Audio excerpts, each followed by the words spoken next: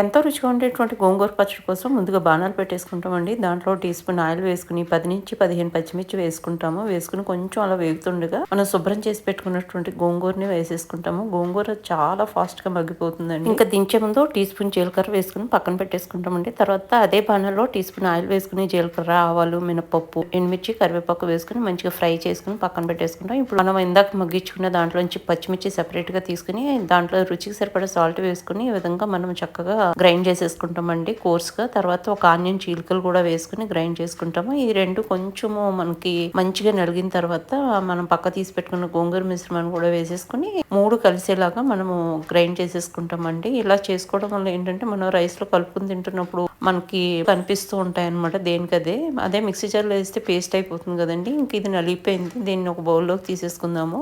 తీసుకున్న తర్వాత పైనుంచి మనం వేపించి పెట్టుకున్నటువంటి పోపు, ఇంకా కొన్ని ఆనియన్ పీసెస్ పైనుంచి వేసుకొని